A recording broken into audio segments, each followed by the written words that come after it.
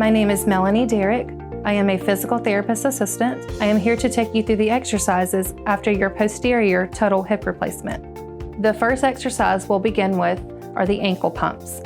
I would like you to pull your toes towards you as much as you can and push them down towards the floor as much as you're able to.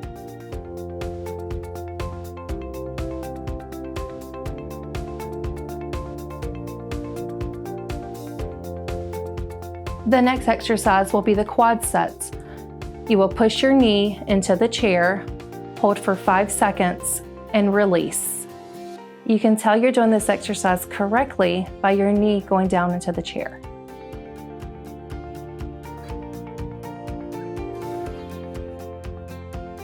The next exercise will be the glute sets. I want you to squeeze your bottom for 5 seconds and release.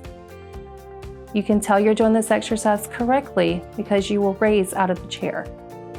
The next exercise will be the hill slides. I am going to place this board under your operated leg. At home, you can use a cookie sheet or a cutting board.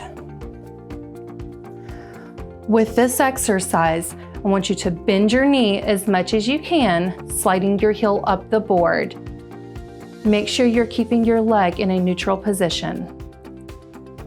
Just a reminder, you do not want to break a 90-degree angle due to your posterior hip precautions. As you do this exercise, see if you can gradually increase the flexion each time.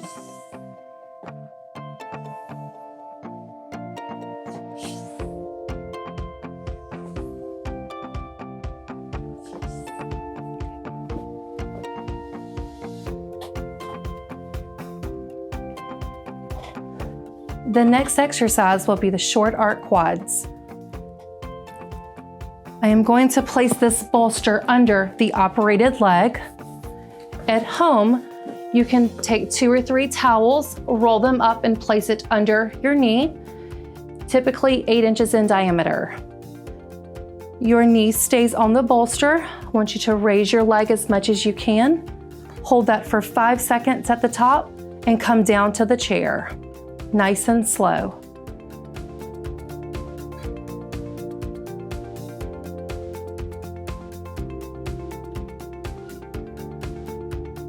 The next exercise will be long arc quads.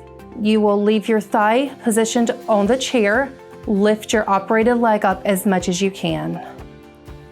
Hold that for 5 seconds at the top and come all the way to the floor.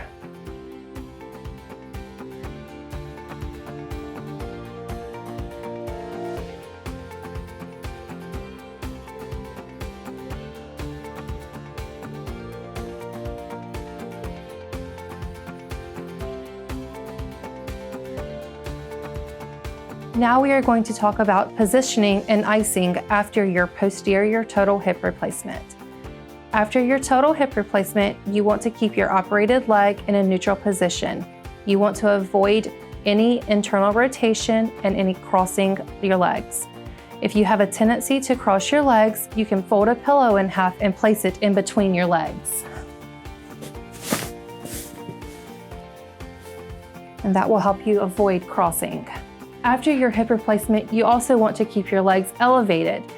For additional elevation, you can place a pillow under your legs.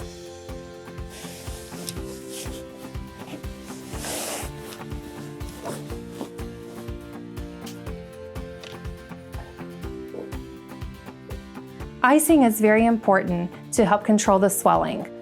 So you can take your ice pack. I'm going to have you roll over. I'm going to place it under. Okay, in order to hold your ice pack in place, you can take a towel roll or fold a pillow over to assist with holding your ice pack in place.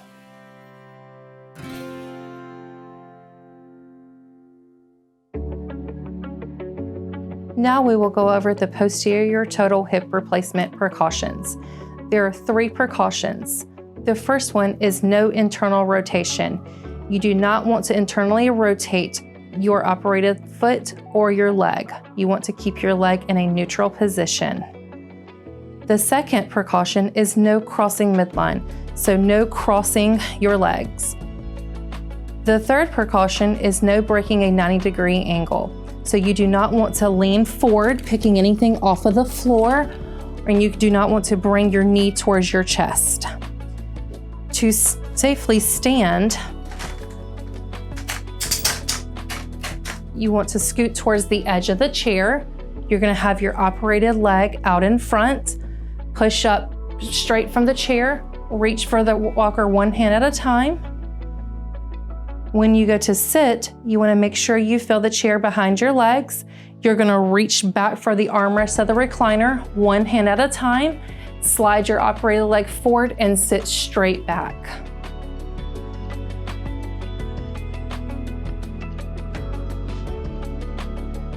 Now we're gonna talk about transfers and walking. Let's first go over the correct way to use the rolling walker.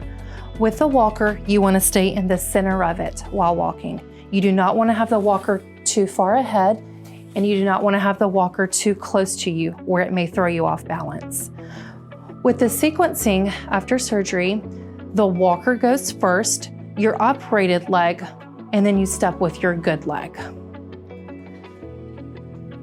going to bring the walker to you. When you go to stand, you want to push up from what you're sitting on. If you pull on the walker, you're just going to fall back to the bed. So you want to push up with both hands from the bed, reach for the walker one hand at a time, and stand up straight. Now let's walk to the chair. The walker will go first, your operated leg, and then your good leg. Walker, operated leg, and good. Walker, operated leg, and good. And we're going to turn and sit in this recliner. When you go to sit, you want to back up until you feel the chair behind you. Once you feel the chair behind your legs, you're going to take one hand at a time, reach back for the armrest of the chair. Slide your operated leg forward as you sit, and sit slowly. Thank you for watching this video. I hope it was very informative and you have a speedy recovery.